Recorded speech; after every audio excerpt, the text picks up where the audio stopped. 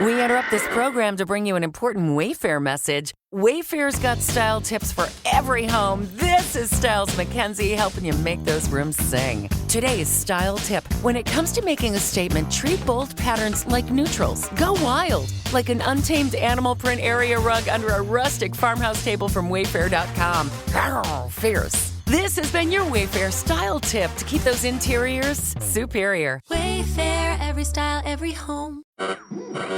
We interrupt this program to bring you an important Wayfair message. Wayfair's got style tips for every home. This is Nicole Byer, helping you make those rooms flyer. Today's style tip, when it comes to making a statement, treat bold patterns like neutrals. Go wild! Like an untamed animal print area rug under a rustic farmhouse table from Wayfair.com. Ooh, fierce! This has been your Wayfair style tip to keep those interiors superior. Wayfair, every style, every home. Yes. Yep. Yeah, we'll be going through, We'll be going through the rest of psychological disorders today. And then Wednesday, we'll talk about therapies. Dan, Yes. do you expect us to know stuff like the cycles and of mania and depression? So emotional, cognitive, physical characteristics. It would be a good idea. I'm not sure if that's on the exam or not, but I would say it's pretty likely to be, because it's one of the more common and very disturbing psychological disorders. Yeah. The most common of the disorders that you'll encounter in general are the mood disorders. Somewhere between 15 and 25% of people will have a mood disorder at some point in their life. And the mood disorders include major depressive disorder, which is also known as unipolar depression, bipolar disorder, which used to be called manic depressive illness, and that's it, right? Those are the mood disorders. Yeah. And probably the second most common would be the anxiety disorders. And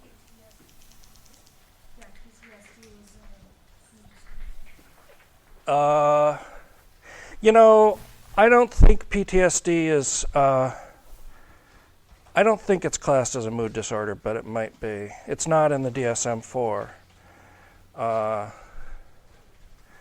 It's classed separately in the DSM-4. But that's going to be, PTSD is and is going to continue to be a huge problem in combat veterans coming back from the war in Iraq. Yep. The dimensions, 5 dimensions of the DSM, that was so important. Axis 1, 2, 3, 5. So the axis of, probably that won't be so important. The 5 axial, what's called the multi-axial system in the DSM. And the only real benefit to the multi-axial system is that it gets clinicians to think more broadly about a patient's experience rather than focusing only on the clinical psychological issues, but also the medical issues and general life functioning and that kind of thing. Yeah.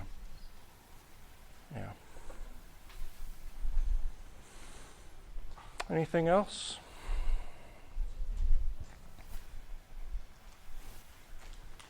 Okay.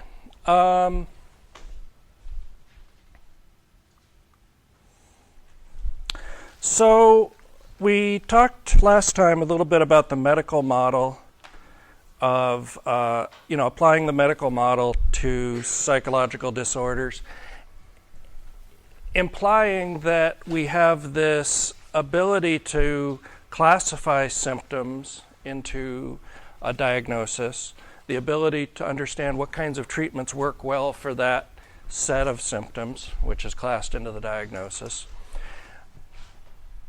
And then ultimately, we would want to use the medical model to help produce a cure for the disorders.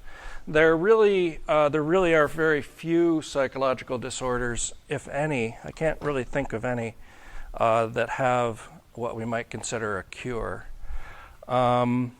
Mostly at this point, we're in the treatment modality. But in order to sort of come up with a cure, one of the things we have to do is find out what the cause of the disorders is. And one of the reasons that it's so difficult to develop cures for psychological disorders is because they don't exist just in one area of your life. The cause for them is so complex that it's really difficult to really find a cure. And the reason that we think about this as a complex cause is that when we look at the prevalence of disorders, we can't say that everything is caused, for example, by your biology. So we can't say that if you have the genetic predisposition, let's say, to develop schizophrenia, that is, you've got a parent with schizophrenia or a sibling with schizophrenia or a child with schizophrenia, we can't say that you're definitely going to develop schizophrenia. Because in addition to biology, the development of schizophrenia is going to involve social aspects. So pressures exerted by society, peer pressure in adolescence, for example, the roles that we take on in society and the expectations that we're given because of those roles, right?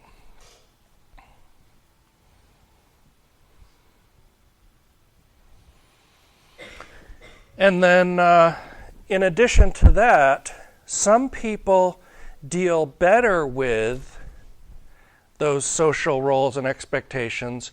That is, they have better coping mechanisms. So the psychological aspects, how they subjectively experience stress. Some people get really stressed out by things and other people are relatively calm, right? Some people have different ways of learning how to respond to these things. And so all three of these, this is considered what's known as the biopsychosocial model, because we start out with the idea that, yes, there are some biological underpinnings for a lot of these disorders. We know, for example, that schizophrenia has a high genetic component. Your genetics is a big part of whether you're going to develop schizophrenia or not. But we also know from studies of twins that, you've got one twin that'll develop schizophrenia, one twin that doesn't. So what's the difference? The rest of that difference is environment. So what is it about the environment or about the individual that's going to affect how they develop schizophrenia? The second most common genetically predisposed disorder is bipolar disorder. And bipolar disorder has just about as high of a genetic predisposition as does schizophrenia. So this brings up a lot of... We interrupt this program to bring you an important Wayfair message. Wayfair's got style tips for every home. This is Styles McKenzie helping you make those rooms sing. Today's style tip: when it comes to making a statement, treat bold patterns like neutrals. Go wild, like an untamed animal print area rug under a rustic farmhouse table from Wayfair.com. Arr, fierce. This has been your Wayfair style tip to keep those interiors superior. Wayfair, every style, every home. If you're a lineman in charge of keeping the lights on, Grainger understands that you go to great lengths and sometimes heights to ensure the power is always flowing, which is why you can count on Grainger for professional-grade products and next-day delivery, so you have everything you need to get the job done. Call 1-800-GRAINGER, click Grainger.com, or just stop by. Grainger, for the ones who get it done. of difficult questions. So one of the things that we were talking about in abnormal psychology, we read a memoir by a psychiatrist named Kay Redfield Jamison called An Unquiet Mind. And in this memoir, one of the things she really talks about is, should she have children?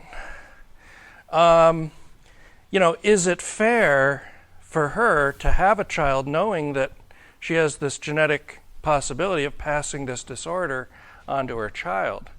The way that her parents, passed this genetic predisposition onto her.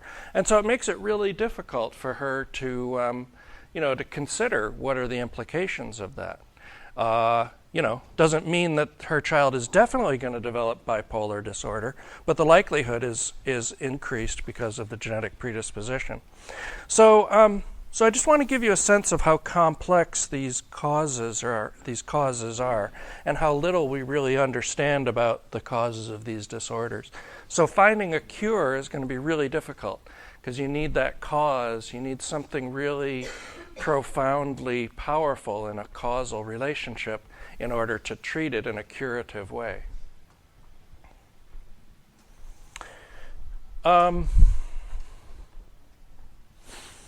So what we're going to do today mostly is go through some of the specific disorders and talk a little bit about each of these disorders.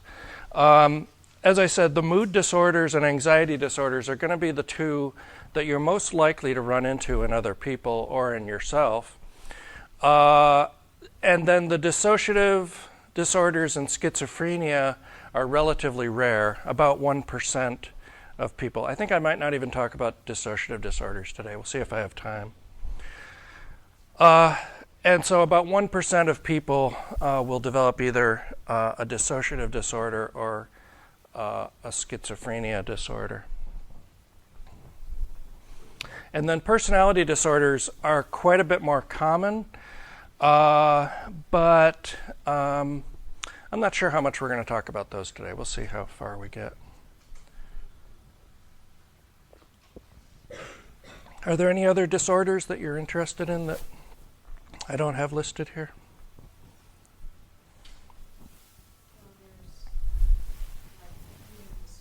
Eating disorders?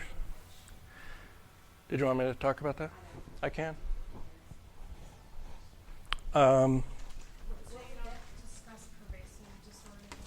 No.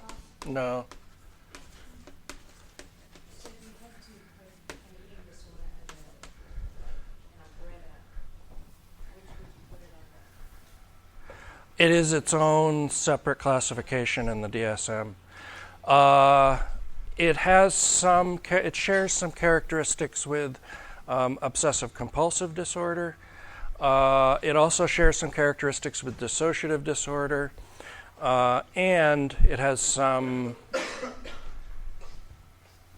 It has a little bit of an overlap with the anxiety disorders. So it really kind of fits.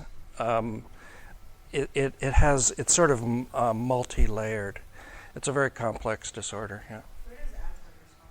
Asperger's is in what are called the pervasive developmental disorders. Asperger's is a milder form of autism. It's when we talk about autism, we don't talk about just autism. We call it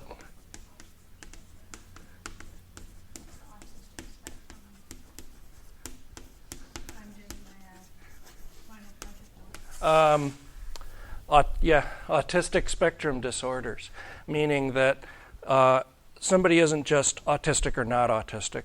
There are ranges of autism, and over here, a very serious form of autism, and then at the other end of the spectrum is a relatively mild form of autism, Asperger's.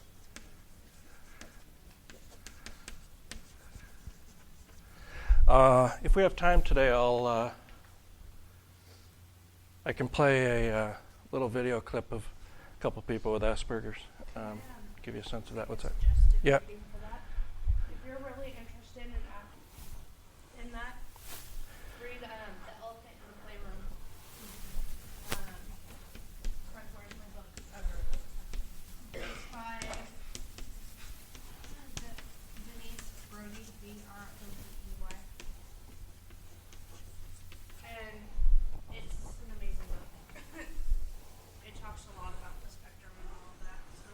Yeah. Chris is doing her final project in abnormal on pervasive developmental disorders. Yeah. Mental retardation is also one of the pervasive developmental disorders, and Down syndrome is considered one of them too. Yeah. And somehow, what is it? What the technical name for it? Who are really sensitive to their environment.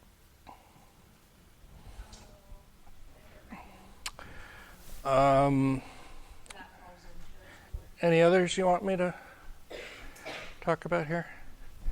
See if I might pull out personality disorders and substitute eating disorders. Talk to you a little bit about that.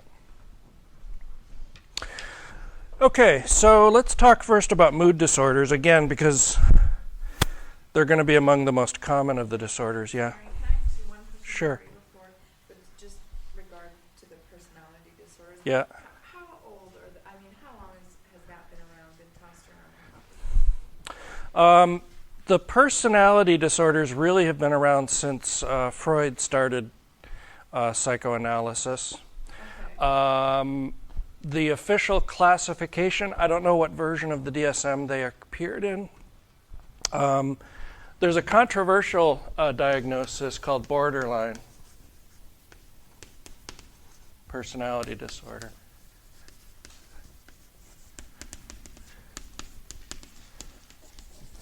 And I know that this has been around since the 1960s, 1970s, but I don't know, I think since the 70s.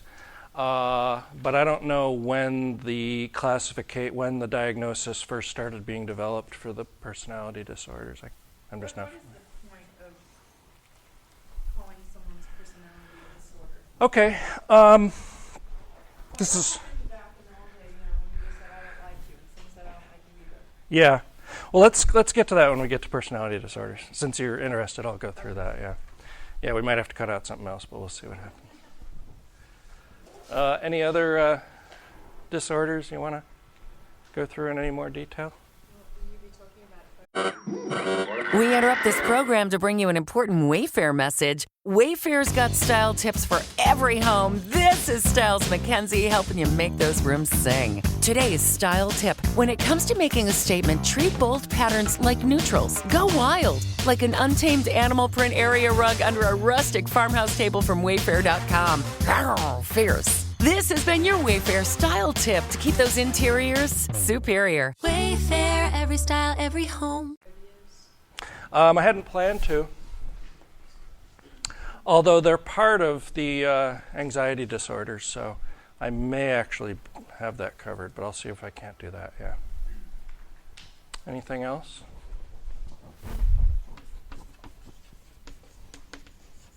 Phobias. Okay, so the mood disorders,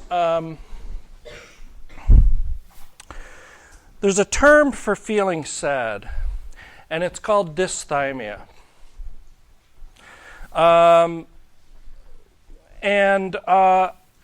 When you feel sad, feeling sad is normal.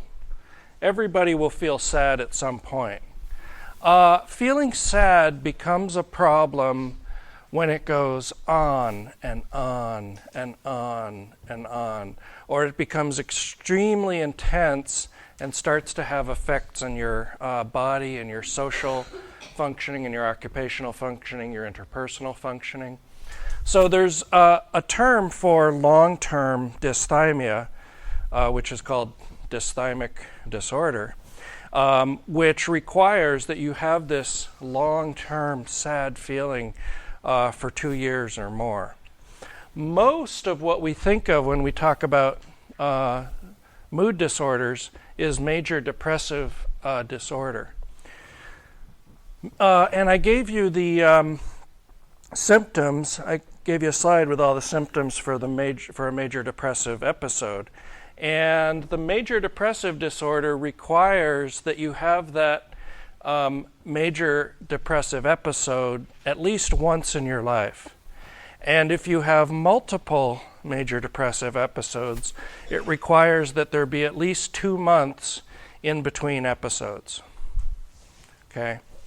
So if you have a major depressive episode and then a month later you have another one, and a month later you have another one, that's all considered one major depressive episode. Okay? Whoops, what happened there? Women are about twice as likely to be diagnosed with a major depressive episode or major depression as men are.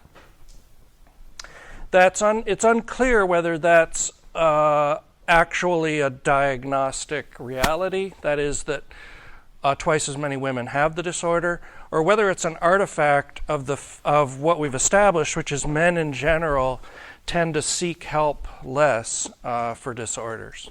So it may be that fewer men are going to be diagnosed rather than that there is actually a bigger percentage of women who have the disorder. The primary feature of major depressive episode is a feeling of worthlessness. And it's hard to describe this. It's a feeling like, I don't know why I bother going on. Nobody will care if I'm not here. My life really doesn't have any point, any meaning, any worth. I don't really contribute anything to other people's lives. This is more than just being sad. This is a feeling of really emptiness, ego disintegration and emptiness, that your sense of self is so degraded that you really don't have any sense of meaning and worth. The other common feature that we see in people with depression are eating and sleeping disruptions. So, and that'll be either people stop eating, they don't eat enough, or they eat too much. And similarly with sleep, they can have insomnia, they don't sleep enough, they can't sleep enough, or what's called hypersomnia, which is basically that they sleep too much or oftentimes will sleep all the time. One of the other key features is things that people used to think were really fun aren't fun anymore. Things that people used to really enjoy doing, they're just not enjoyable anymore. I really enjoy going out with my friends, but I just don't have the energy anymore to go out with my friends. I don't care so much now about roasting coffee. I'll just buy Starbucks, or I'll just go down to Dunkin' Donuts. And if you like coffee as much as I do, that would be a huge loss. Okay? Suicidal thoughts, that is thinking about suicide, thinking about death, planning suicide even worse, or actually attempting suicide is another of the important symptoms of major depressive disorder. Now, the interesting thing about suicide is that women are much more likely to attempt suicide. I think their attempts are about 3 times men. Do you remember if that's right, Chris? Something like that. So they're more likely to attempt suicide, but men are more likely to succeed when they do attempt. That's an interesting question. Why is that? One of the thoughts about that is that, and it's documented by evidence, men tend to choose more violent and more likely to succeed methods, whereas women tend to choose less violent and less likely to succeed methods. Now, why women choose those less violent methods is unclear. One of the thoughts is that, based on the responses of women who have survived, is that they tend to choose methods that don't result in causing other people distress. That is, they tend to choose methods that aren't going to leave a big mess for someone to clean up, or isn't going to be, gory and bloody and awful, right? So, so there may be more, these people, even though they're so depressed and they're so wrapped up in their own suffering that they have to choose suicide, that it appears that they still have some thoughts about other people and the consequences of their suicide. So,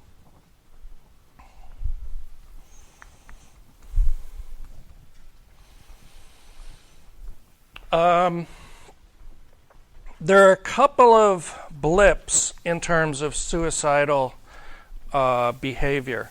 One is in late adolescence. We tend to see an increase in the percentage of adolescents who attempt suicide.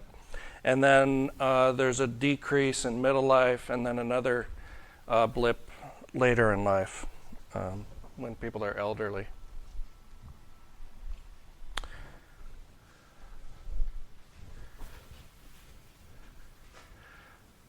Other questions? Disorders? Symptoms?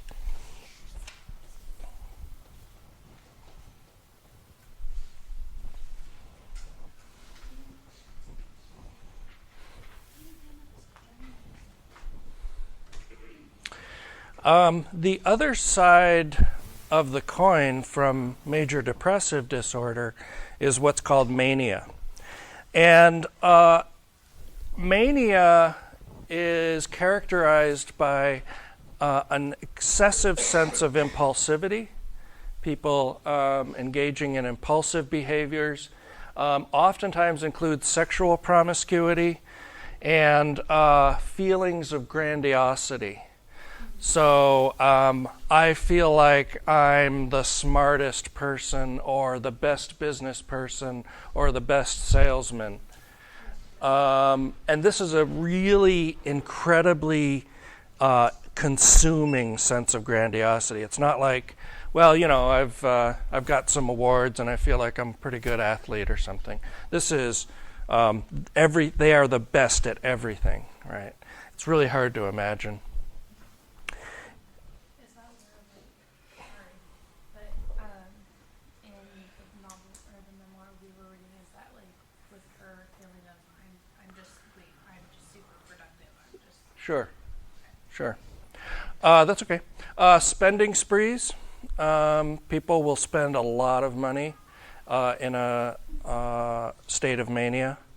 They will go out and buy things. But they don't just buy a lot of different things. They might buy a lot of one thing, because they might need to, instead of buying one CD, they need to buy the whole catalog of the company, or all the artist's CDs. And so they'll spend, basically as much money as they have in these spending sprees, or go into debt, worse than that.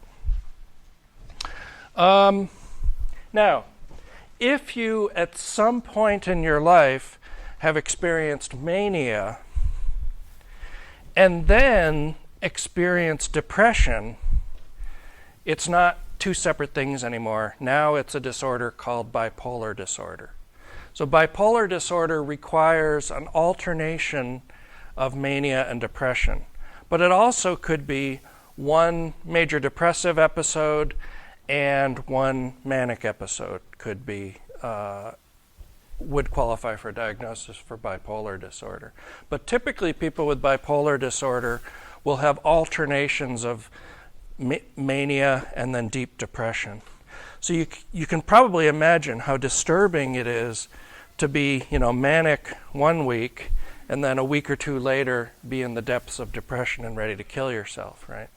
Is there a huge fluctuation of the two? It depends on the... Like you were the person, you probably see wait a second, this last week you were all about you, now you're all this problem. Oftentimes they are, they don't have... The memories aren't compartmentalized. You remember when you were like that, yeah. Now, depends on how this depression and mania, what form it takes, is going to depend on, there's a couple of subtypes of bipolar disorder. Type 1 bipolar disorder, the main symptom is mania. Okay? So you have the strongest, most intense symptom is mania.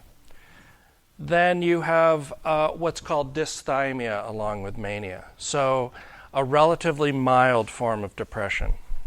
Okay? And that's relative. That doesn't mean that it's not severe. But it's relatively mild compared to the deep depression that's associated with major depressive disorder. Type 2 depression, its primary symptom is intense major depressive disorder with a milder form of mania, what's called hypomania. Okay? So your spending sprees might mean you don't spend all the money in your account, but you go through quite a bit of it. You don't buy every color of that shoe, but you buy several pairs, right?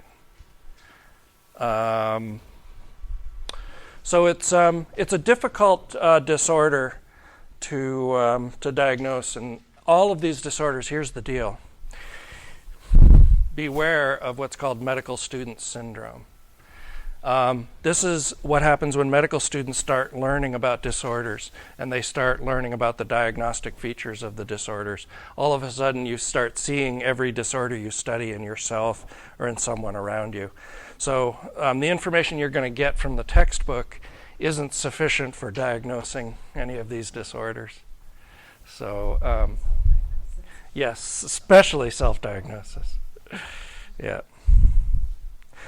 So if you read these symptoms and you feel like you or someone you know may qualify, it's worthwhile talking to a professional, psychiatrist or a psychologist.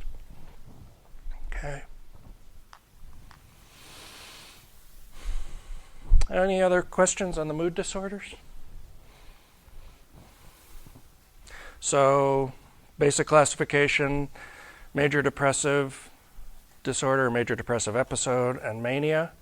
And so if you encounter an episode of mania at some point in your life, you're looking at bipolar disorder, and in bipolar disorder you have that alternation between the major depressive disorder and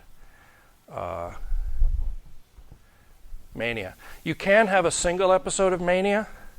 I think it's still classified under bipolar disorder. There's a couple of diagnoses, one for single episode and then one for recurrent.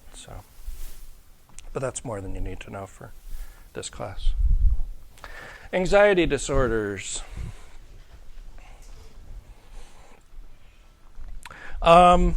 Probably the most, I think this would be the most common, especially in women, generalized anxiety disorder. Generalized anxiety disorder is sometimes referred to as what you might call free-floating anxiety. It's free-floating because you can't really attach it to any cause. It just kind of floats out there.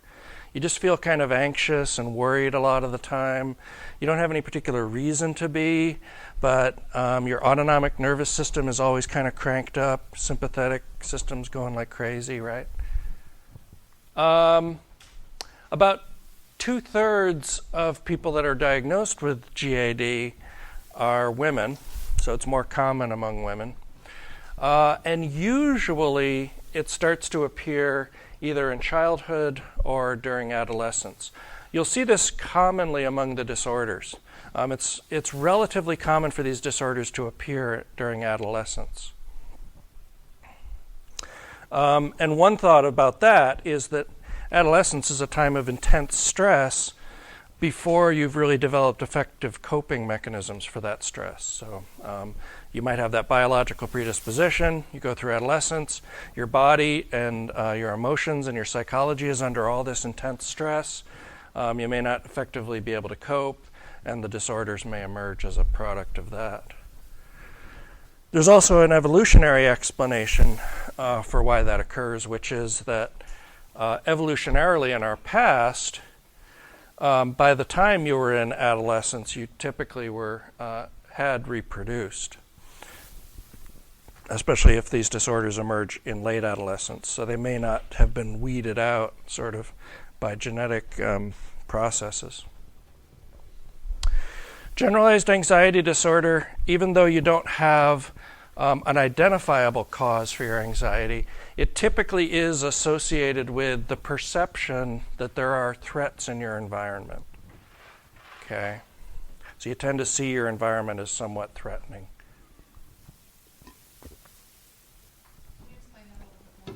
Yeah. And it may be a product of the overactivation of the autonomic nervous system, but you tend to be more vigilant. You're looking out for problems or things that are out of place or things that are unusual, and you'll pick up on those things right away. Yeah. And what can happen, what that can wind up leading to in interpersonal relationships is you may misinterpret individuals' behavior as threatening or disturbing more readily than you might if you didn't have generalized anxiety disorder. Yeah.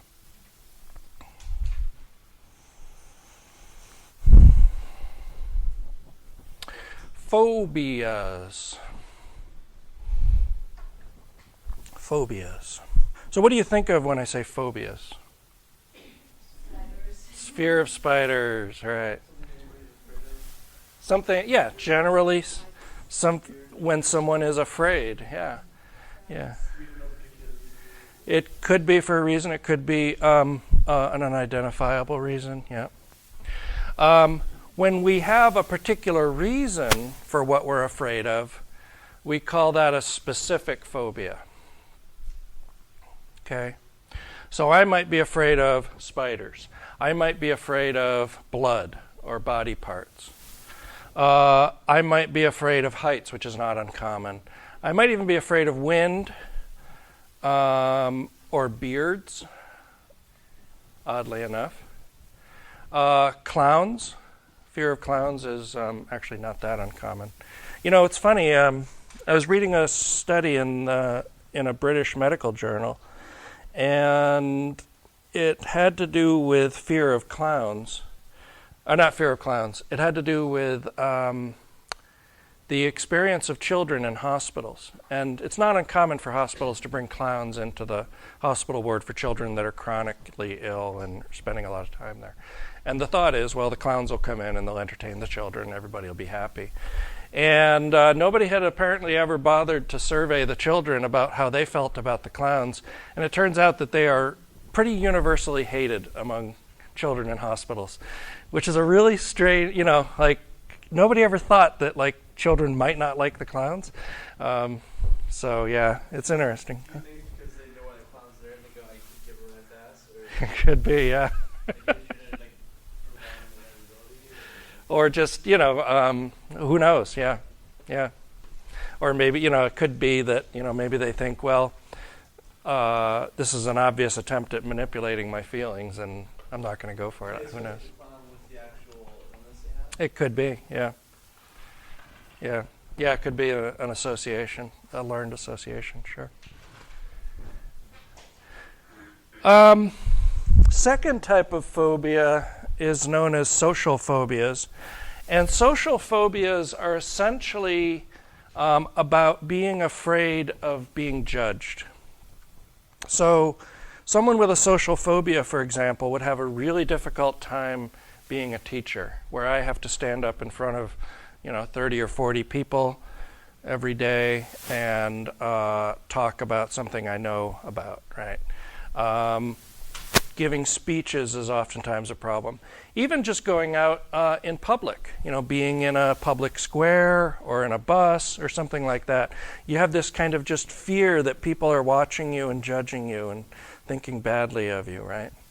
And again, this is not just, I get on the bus and I'm a little bit anxious about the nerdy clothes that I have on. This is like, it's a consuming fear. And remember that with all these disorders, we don't really start talking about them as disorders until they start causing problems in occupational, social, or interpersonal functioning. So if my job is to be in front of people and talk in public, and I'm afraid of that, that's going to be a problem. If, on the other hand, I have a job that doesn't require me to do that much, and it's not interfering with my, just going out and being social with people, it's not interfering with my interpersonal relations, it's probably not so much of a problem, right? So again, when we think about these disorders, we think not only about the symptoms, but also about the frequency that those symptoms occur and the intensity of those symptoms. How intense is it in terms of your experience? What's that? Frequency, intensity, and duration. How long it goes on for. Yeah. A third type of the anxiety disorders is what's known as a panic disorder. Now, a lot of us have probably had panic attacks. I had one about 4 years ago, and it was when I started a new job, and I was learning the job, and the job was I was teaching, and one of the parts of the job was I had to advise students about what classes to take. So at that job, the instructors, the faculty, were also academic advisors. Here we have separate academic advisors, which is nice because I don't have to worry about that. But so this is something I'd never done before, and it was like the person who was training me was another faculty member, and she was whipping through the screens, and I was asking questions, and she's switching over and asking the students questions, and I just became all very overwhelming. So I decided to go home for lunch. Had my lunch, suddenly started to feel incredibly nauseous, headachy, and then started thinking, I got to get out of here. I can't stay here. I can't do this job. And I started thinking, well, it's a good thing that I haven't unpacked all my stuff yet, because now I can pack real easy and move somewhere else. I don't know where I was going to go, So, and I had this really overwhelming panic. And basically I had to put myself to bed for about, I went to bed and I slept for about 3 hours, got up, still felt kind of anxious and not quite right. And I remember having to tell myself, okay, Dana, keep it together. It's like I was going to lose it, right? I was just going out of my mind. So that's a panic attack, right? Oftentimes you'll have increased heart rate, increased respiration. You'll feel like you're having a heart attack. You'll get that same kind of pain in your arm that you'll get with a heart attack. And having one panic attack is not a problem. When they start to recur, and more importantly, you start to be afraid of when the next panic attack is going to come, and that fear starts to consume your thoughts, right? That's what's gonna differentiate a panic disorder from a panic attack. It's that intense fear of having another attack, and that's what makes it worse. Usually, the panic attack symptoms will peak within about 10 minutes, and then they'll gradually get less over time. So these things tend to come on really quickly and then fade away. But again, the issue with the panic disorder is having that overwhelming fear that you're going to have another attack and it's going to be worse and you'll die next time. Yeah. I have panic attacks that just come on from nothing. Yeah, it's not uncommon. You may not know what is triggering it, for example. Yeah. Yeah. Sometimes they'll just come out of nowhere. Yeah.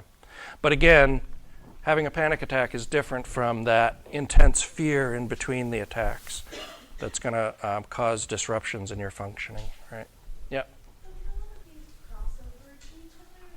Yeah.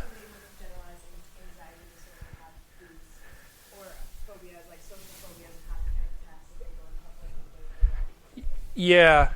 This is called, this is the term you'll see, it's comorbid or comorbidity. And to mean something is comorbid when it occurs simultaneously. So you might, for example, have simultaneously generalized anxiety disorder, this free-floating anxiety, and a specific disorder. Okay? A specific phobia, I'm sorry. And so, so you might have this generalized anxiety, but then you have certain things that set you into a specific phobia. So comorbidity, the most common comorbid disorders are a mood disorder and an anxiety disorder, for example, or a substance use disorder and another psychological disorder like schizophrenia. Yeah.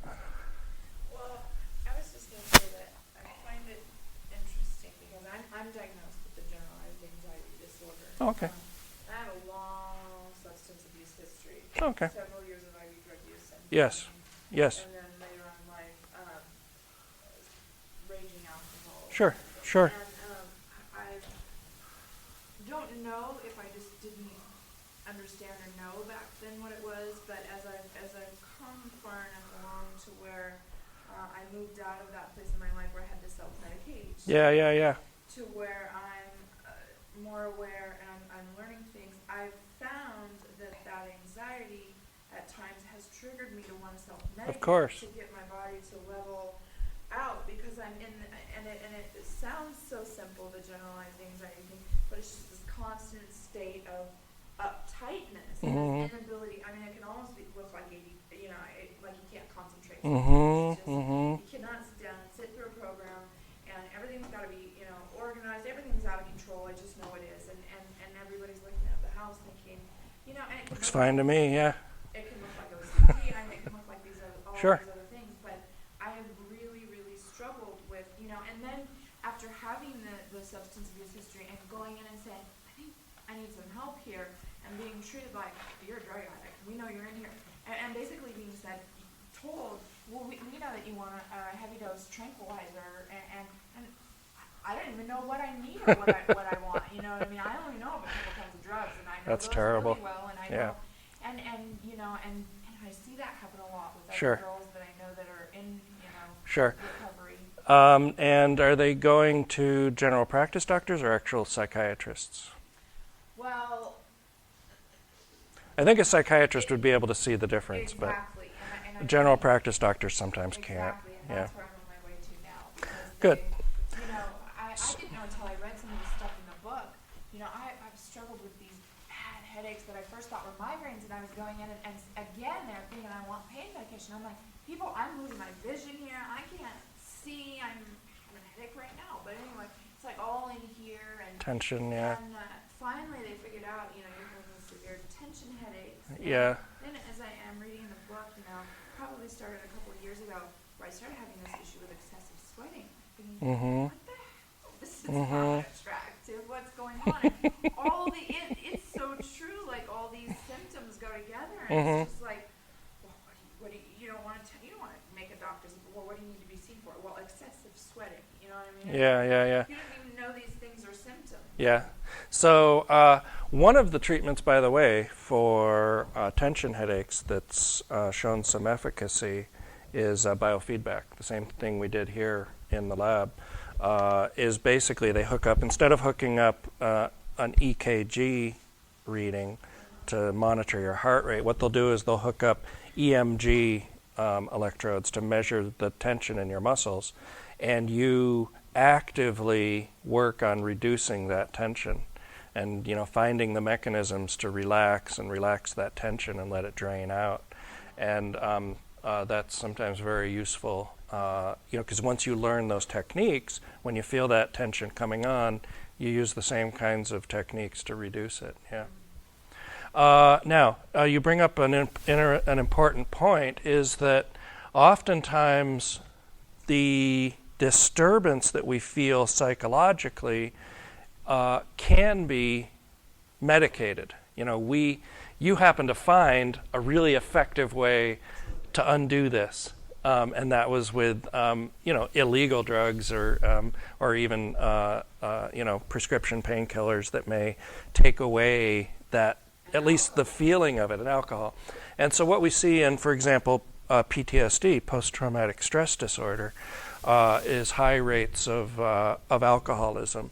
And the thought is that that's a method of self-medicating for the disorder. And that's why we see oftentimes this comorbidity of substance use disorders with other psychological disorders. But what will oftentimes happen is once you've developed that substance use disorder, now it's difficult to disentangle that from the psychological disorder, because the substance use disorder then takes on a life of its own. So you can't just say, well, I'll substitute alcohol with benzodiazepines, because you'll still be craving the alcohol. It's got its own triggers. It's got its own consequences that are desirable. And even though you're taking benzodiazepines for the anxiety disorder, you still want the alcohol. Or you start substituting the addiction to the benzos, but that's less common, yeah. I just wonder, talking about like mania, maybe depression disorder, and these kind of things that we treat with medication that we can get from prescriptions, and thinking how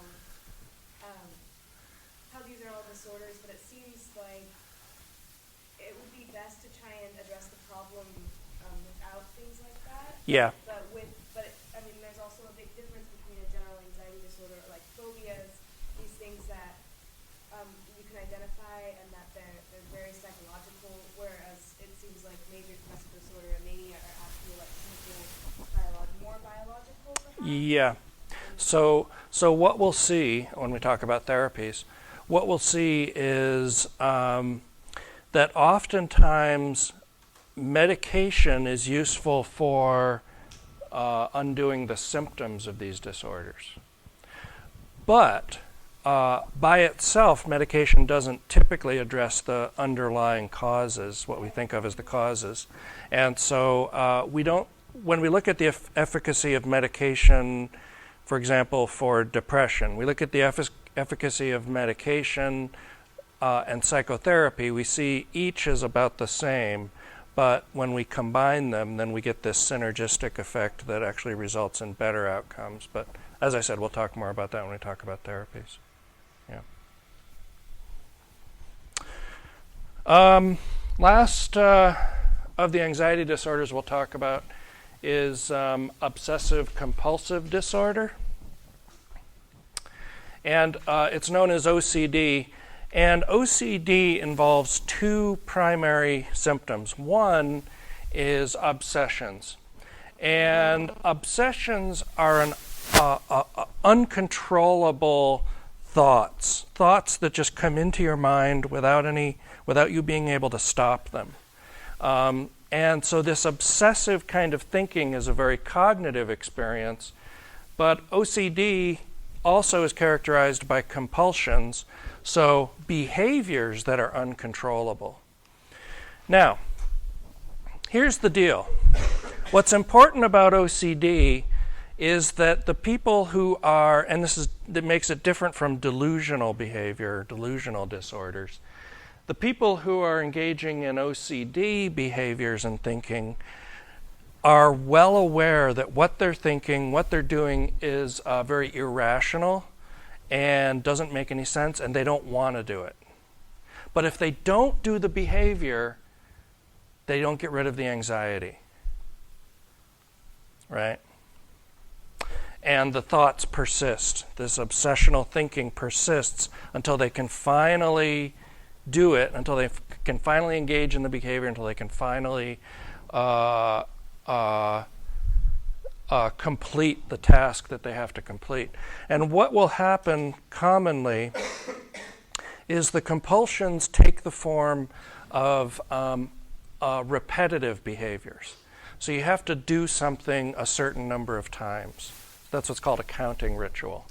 So you might have to check the locks and make sure you locked the door. But checking it once and going back to bed isn't going to do it. Every time you do it, you have to do it 5 times. Okay? And if you get interrupted in the 4th time, you have to start over and do it 5 times again. So as you can imagine, this can be incredibly time-consuming and incredibly disruptive to someone's functioning.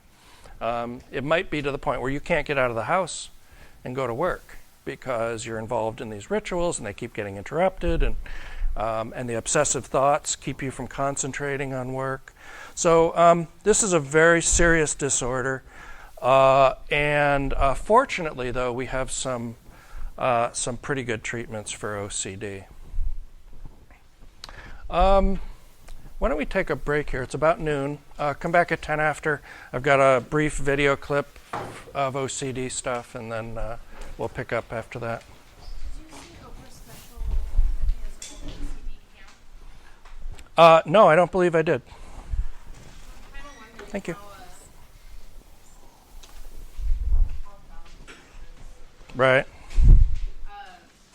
mean, it was really interesting to watch, but they use a lot of, Well, you should know. You studied it, so. well, they use a lot of flooding techniques and stuff like that, which I thought was interesting. Yeah, flooding works for some people. Generally,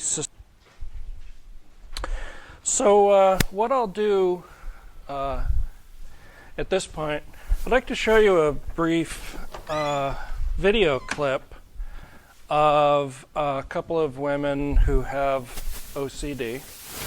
And I like this clip because they're both quite articulate, and they articulate the experience of OCD really well. They've both been in therapy for quite some time, and so they have a good perspective on the disorder and a good perspective on overcoming it. What's that? Yeah. So let's see what you think about this. Make sure the sound's up. Yep.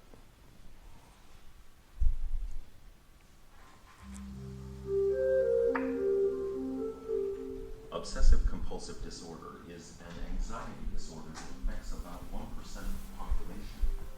The symptoms of this disorder include recurrent thoughts, repetitive, often ritualistic behaviors, and the presence of marked anxiety surrounding these thoughts and actions. Although most people experience some obsessions and compulsions, these behaviors are considered abnormal only when they cannot be controlled and when they significantly reduce the quality of a person's life. Laura and Marna are longtime friends who have both suffered from obsessive-compulsive disorder since adolescence. Although both women live relatively normal lives, their disorder interferes in significant ways. For example, simple actions such as filing an important paper can set off a spiral of compulsive behaviors. These behaviors can become highly ritualized and can occupy an entire day. When I was in school, I would walk down the halls and I would be looking at other people, and I thought, they don't have this in their brain. They're not, it was just, they weren't obsessing. I was acutely aware that I was, different and agonizing, and I wanted to be like them for a minute, to have some relief. I just thought I was completely weird. In high school, I would spend 4 to 5 minutes putting on mascara, and like each little lash. Why am I doing this? I would say to myself. This is weird. None of my other friends take this long to put on mascara. I have 2 major OCD things. And the major one would be like checking either paperwork, clothing tags, or zippers. The other one that I hate the most, that really, brings shame, inside of me or whatever, is the picking of the scabs, the obsessively picking and repicking scabs. And that's the most painful for me. On a bad day with my OCD,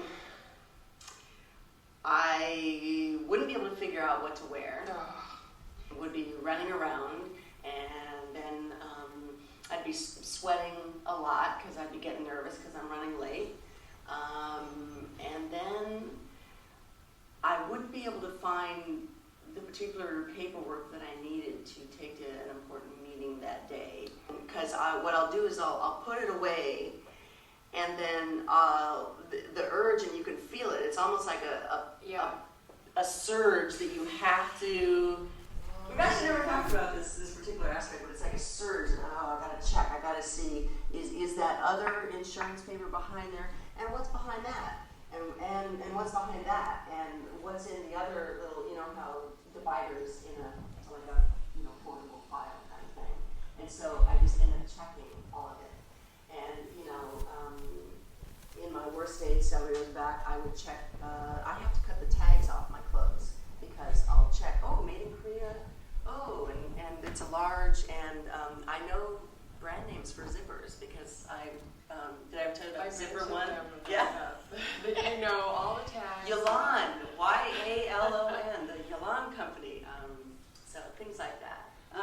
Okay, but what I would do is I'd have to feel. See, right now I'm wanting to feel the ledge. I'd have to feel it and go, okay, there's a ledge. Okay, where's the ledge? There's a ledge. Okay, and this is all in my mind.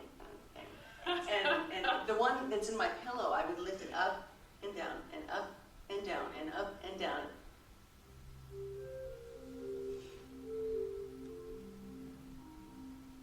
People with obsessive compulsive disorder often become obsessed by unpleasant or inappropriate thoughts. As you will see in this segment, for example, they might think about harming someone they love, and when they are unable to purge this idea from their mind, they become highly distressed. Furthermore, they might feel driven to perform a ritualistic act, such as hand-washing or counting, in order to avert some perceived threat. As is typical of people with OCD, both Laura and Marna are keenly aware that their obsessions are irrational and counterproductive. Still, they have great difficulty controlling their obsessive thoughts and behaviors. On a bad day, one of my worst days, I was up all night, so 7 or 8 hours, trying to figure out what to wear. And I was aware that this was happening, and it was frustrating. It was sad, and I didn't know how I was going to get out of that. But I had to figure it out. But that's 7 or 8 hours, and then I was exhausted. And then I had to go to school. And I knew that it was going to affect my whole next day. But what do you do? I mean, I just couldn't figure it out. So that's 7 or 8 hours ruminating on that. And you had Maybe it wasn't quite 7 or 8 hours, but it was so. 4 hours. I think one night it was about 10 or so, and I just felt compelled to look at all the tags on my shirts, and I'm sitting there looking, and I kept saying to myself, go to bed, Laura, go to bed, and instead I just would check the tags, and I finally, maybe about 2:30 or so 4.5, 5 hours later, I just was like, must go to bed, and finally made it. But I was so mad at myself, and it's embarrassing, and I think, normal people don't do this, I try not to go grocery shopping anymore. I avoid it at all costs. Okay, so I'm going to the produce aisle, and I'm getting some celery. And which bunch do you take? And if there are people around, then it creates more anxiety. So I'm looking at each bunch, and I know, okay, that one's not going to do it. And so then I have to, I might pick it up. Okay, I might find a bunch that I like, pick it up, put it in the grocery cart, and walk down, and I know that's not the one that I want. So I'll just kind of strategically, okay, as soon as that customer goes down to the next aisle, I'll go back and get that other bunch that I thought, yeah, that's the better bunch. Sometimes I just have this compelling urge to step on the gas and just go. And then if a pedestrian's crossing the street, and I will have this compelling urge to run them over. And I've never done that, and I learned that if you get into a situation like that, you can just put the car in neutral, and that will help. And I have done that at times, because I just don't want to deal with the urge or the fear of actually running them over. been walking down the street with a friend and felt the urge to just push him into traffic. And so I thought, you know, let's just go over on the other block, walk down the other street. So, and I don't think that I would ever do it, but I have the thought nevertheless, and it's disturbing.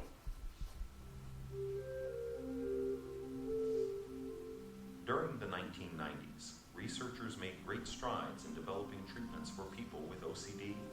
Today, a combination of behavior therapy and medications can reduce obsessive-compulsive symptoms in nearly 60% of those who suffer from this condition. In the final segment, Laura and Morna discuss some of the techniques they have learned in therapy, which help them cope with their OCD. They also discuss their hope for a future when they can be free from both obsessions and compulsions. I get relief by stitching, doing cross stitch, and it's amazing, the transformation. I just pick up the needle and it's as if my is being Uh-oh.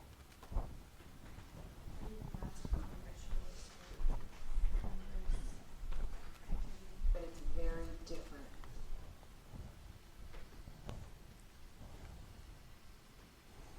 I mean, I get calm and peaceful. Usually, if I wait, after about 15-20 minutes, especially like half hour, the urge is either gone or it's much less. I mean, literally, in the last couple of weeks, I hope and pray that I'm finally conquering this after like 8 years. Because I didn't start out doing that. Now, she has told me at least 4 times that she's conquered, you know, over the past 8 years. This is it. I've stopped the picking. But this is really it. I It's know. like an addiction. It's like, but isn't it similar to like alcohol addiction? Absolutely. People, I'm stopping drinking. I'm not going to have another drink, and the next day they go out and have beer. So, you know, but really, this is it. Okay, we'll see. All right. Anyway, there is, you know, we're in a good mood today, but there are aspects to this that are so sad and so depressing. It doesn't stop on a bad day. You go from one thing to the next, and while you're doing the first thing, I'm aware that I'm going to have to deal with this next thing as soon as I can resolve this. So, because the dealing with life, it's one thing after another. So as you can imagine, OCD can be really disruptive for people's lives, yeah?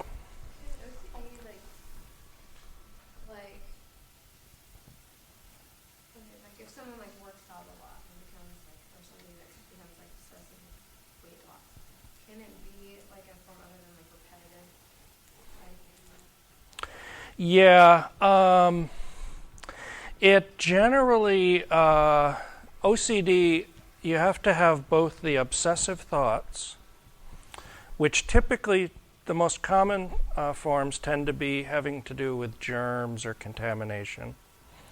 And the obsessive behaviors generally occur in counting rituals, but they can occur in just a duration. They have to do something for a specific duration. Now, an individual, most commonly, if someone exercises excessively, that is, they exercise more than most people would under any given condition. You know, if they're an athlete training for a triathlon, they're going to be doing a lot of exercise. But if they're just if they're just going through daily life and they're exercising, say, 2-3 hours a day, generally that's more indicative of an eating disorder of the non-purging variety, but it could be, and we'll talk about that. We'll talk about eating disorders, but yeah, I'm sorry. I guess like I was thinking about my dad because I mean, he's not an athlete. He's 62 years old, and he like just got in a elliptical machine, and after like a week was doing 26 miles like once, and just like wouldn't stop. He would like do 5 miles at once, get off, cool off, and then like go again. And got to the point where he would do it so much, and he ended up hurting himself, and he was still doing it. That's a and then, problem. Like, he also like he has a lot of guns, and he's just always cleaning them. And he goes shooting a lot, but he'll clean them like 5 times a day. He just always plays with them. I don't know. It's just 'cause he's Well, again,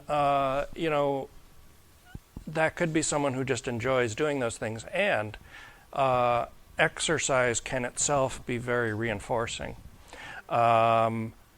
If, however, it's causing him some problems in functioning, for example, he can't work, or he has trouble socializing, or people. Yeah, so people are having, people are saying, how come you're always, you don't talk to us anymore, you don't, that's a problem, yeah. Now, just compulsive behavior by itself doesn't qualify as OCD. You have to have the obsessive thinking too. But compulsive behavior problems can occur for a variety of reasons, and so it might be worthwhile talking to a professional about it, yeah. That's kind of what I was going to ask, is there more of an acute sort of version of obsessive compulsive disorder? Because I have some people, members of my family, who are pretty compulsive about it.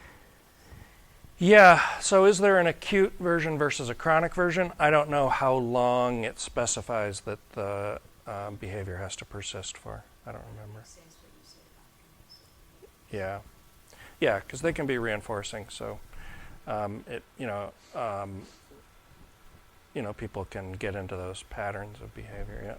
Wouldn't a woman's like choice to cross-stitching, which starts getting urges like that, become a ritual? So wouldn't the cross-stitching sort of become a ritual? It might. It could be, one of the compulsive behaviors. But again, you have to look at, how intense is it? Does it cause her problems in functioning, or does it actually help her? So you could say, if you have to go to a therapist twice a week, well, that's some sort of compulsive behavior. But if it's increasing her functionality and not reducing her quality of life, then we start saying, well, that's not a problem. It's a solution, right? As opposed to, for generalized anxiety disorder, someone who does substance abuse, and that then becomes its own problem, and that's not a functional solution. It's a dysfunctional solution, right? Yeah. Lauren. For OCD, it's generally a combination of medication and then psychotherapy, but we'll talk more about that when we talk about therapies. Yeah. Okay, so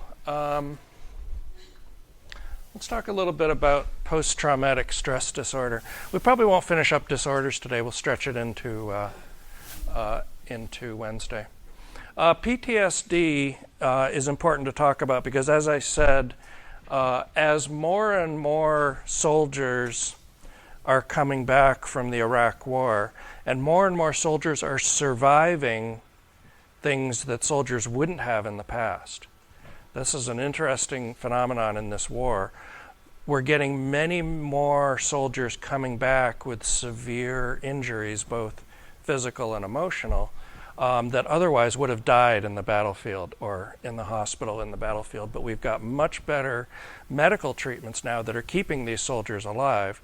So we're starting to see a lot more problems with functionality when those soldiers are returning with their injuries, which is a good, it's a good thing that they're returning with their injuries, but we need to also have the infrastructure in place to help them take care of those problems when they come up.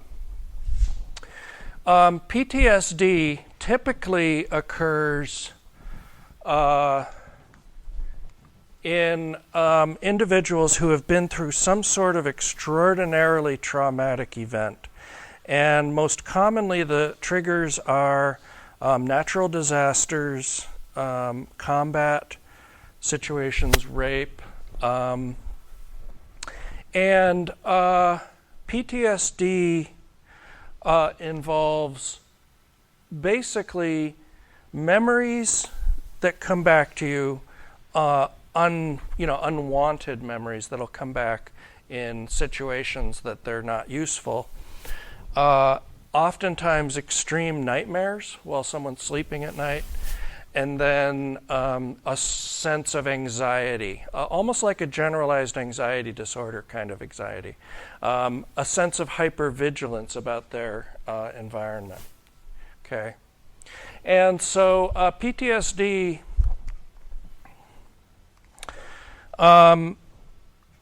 one of the main symptoms is basically insomnia.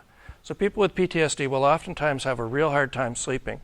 And as you can imagine, if you're not sleeping, that's going to cause problems with your work. It's going to cause problems with your social functioning. Your interpersonal functioning is going to be disrupted because of irritability. Oftentimes,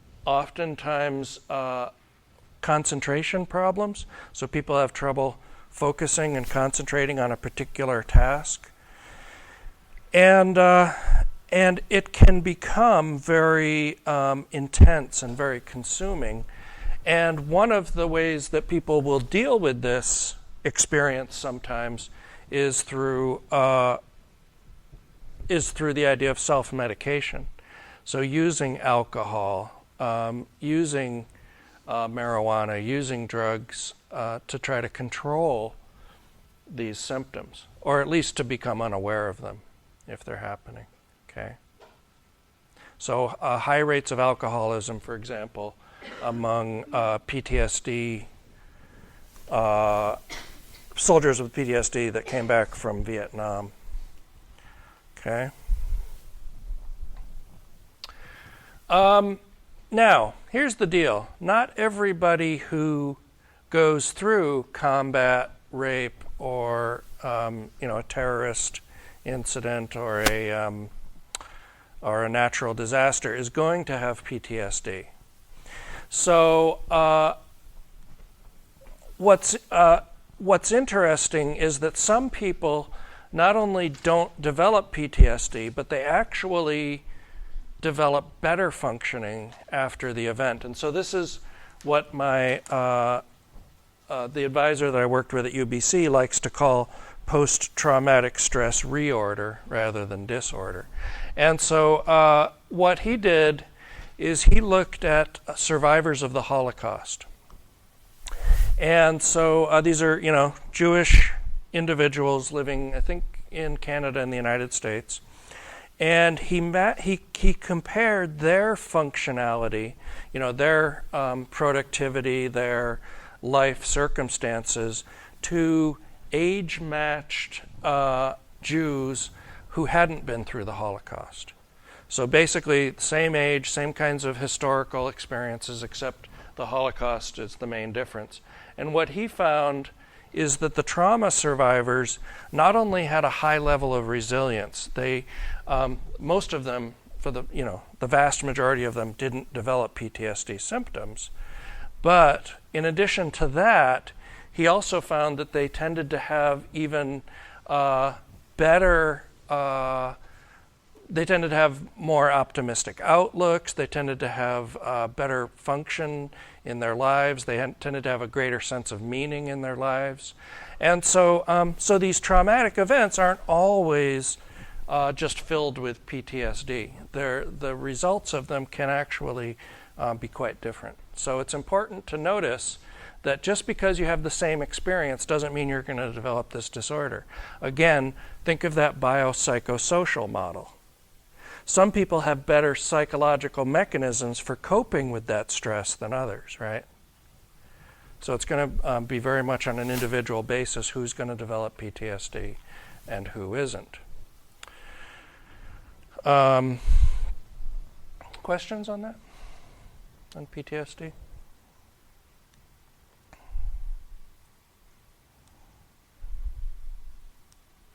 One of the problems that soldiers are talking about coming back from Iraq is that if you're diagnosed with PTSD, you'll receive a medical discharge from the military. If you're diagnosed with something like a personality disorder, you don't. And so what's happening is they're getting a diagnosis of something other than PTSD when the symptoms are clearly in line with PTSD. So there's some problems in the systems of reintegrating soldiers from Iraq. In addition, a lot of the soldiers that are coming back from Iraq are National Guard units, and the National Guard units haven't historically had to deal with the reintegration issues of people who have been through extreme combat. You don't see the world the same anymore. You don't see yourself the same anymore. You don't see other people the same anymore. And National Guard units have historically been used in domestic situations, typically disasters, and they haven't had to face the kinds of things that the career military have in combat situations. And so they haven't developed the same kinds of programs to help soldiers reintegrate. But I think that's changing now as we're getting more and more of them back. But those programs are really important to try to take the person from the role of, the trained killer to becoming a citizen again, which is a whole different ball game. So don't underestimate the power of that experience for people. Okay. I'll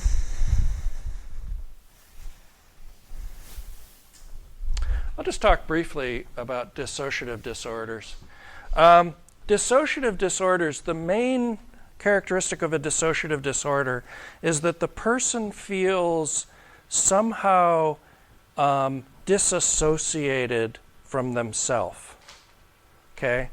So it may be that they feel dissociated from their body, but more likely they don't feel as if their mind is entirely them. Their mind all of a sudden becomes separate from them. Or maybe you have multiple minds all at once. And so dissociative disorders, as you can imagine, are really disruptive. Dissociative amnesia is a case where someone loses all memory for who they are. And what will sometimes happen is they'll lose memory of who they are in the process they will travel to some other place and they won't know who they are. They may start an entirely new identity if they can't find out who they were before. Frequently what will happen is after a week or two they will recover the memory of who they are.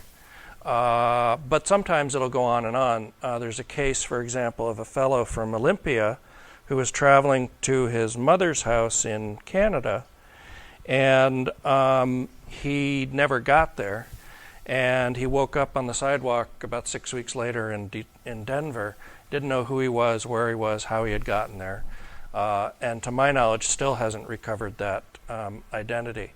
And so essentially what he has to do now is he has to build his own new identity, find out who he is, what he likes, who his family was. He has to go meet his family. He was engaged. He had to come and meet his fiance, right? And they wound up getting back together, but there was no guarantee that he would have liked her in this new identity. So you have to appreciate how incredibly disruptive this is.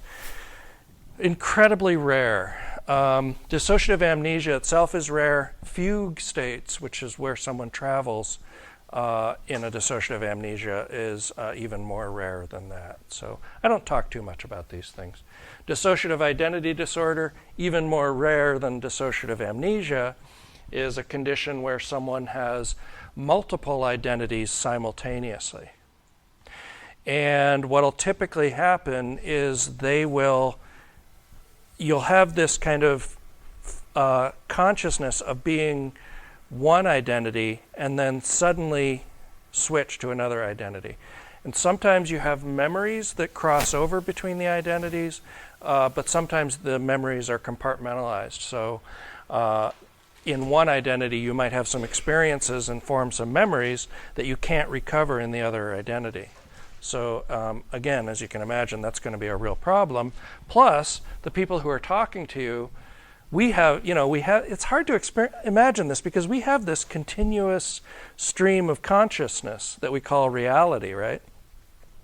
And if you can possibly imagine that, someone you're living with or married to will all of a sudden change into someone else without their control or without your control, that's going to be disruptive, and someone's going to have a hard time functioning. This is a controversial diagnosis because the diagnoses will occur oftentimes in sort of clusters.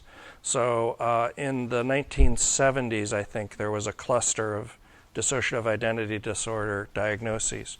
And so mostly what's thought is, and it came from a relatively small number of psychiatrists, so it's thought that they were not necessarily all of them valid diagnoses, but it's a bizarre experience. And what it tells us is how the normal consciousness that we take for granted isn't necessarily reality. These people have a very different reality. We could, under any other kind of circumstances, might have a reality like theirs. So.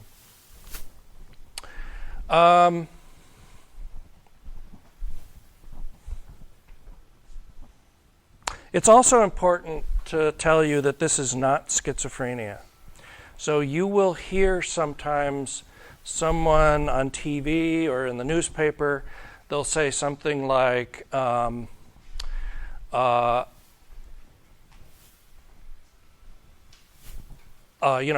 minute I'm like one person and the next minute, or 1 minute he's like one person and the next minute he's like another. He's very schizophrenic. No, schizophrenia is entirely different, and we'll talk about why that is later. But just be aware that in common language, people will confuse multiple personality disorder with schizophrenia.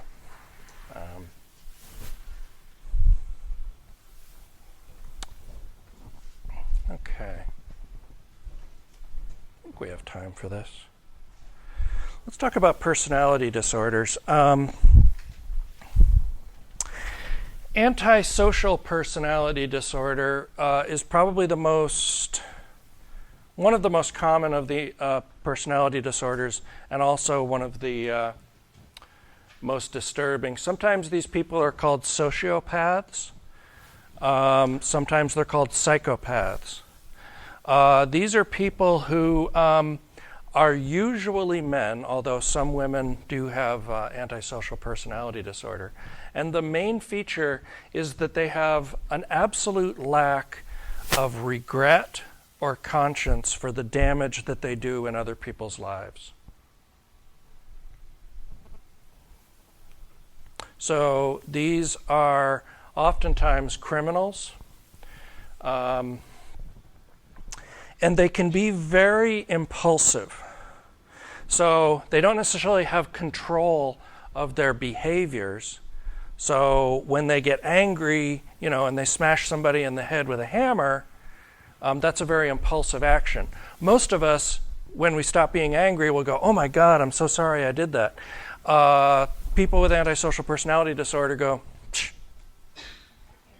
"Deserved it," right?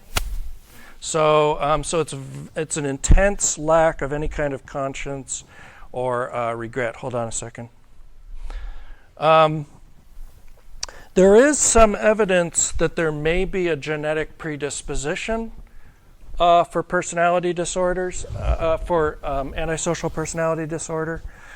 We tend to see these same kinds of behaviors run in families, but the extent of it isn't very well known. Yeah, Lauren, did you have a question? Yeah, well, I was going to ask what if it was genetic, but yeah. It seems like most crime is done by men. Uh-huh. Like I don't know what the statistics are, but like Most violent crime. Yeah, Property crimes, I think, are about equal, men and women. Yeah.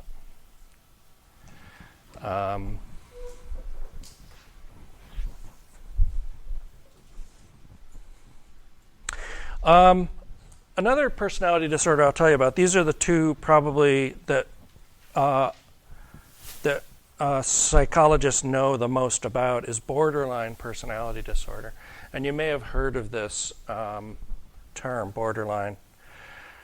The borderline personality disorder is predominantly occurs in women, or is diagnosed in women. About 3/4 of those that are diagnosed are women, and almost inevitably those people will be suicidal at some point in life. One of the key characteristics of someone with borderline personality disorder is intense instability. And the instability happens in multiple domains. So, for example, their interpersonal relationships may be very volatile, right? They'll love you intensely one minute, and then they'll hate you intensely the next, right? What's that? Sounds like my ex-girlfriend, yes. Woo, not going there. The emotions are very unstable. Again, intense fluctuations of emotion and real intense problems with impulse control. So they have a hard time controlling the impulse to lash out, for example, or even to lavish you with praise or gifts or something. What's that? And sometimes spending is involved with borderline personality disorder.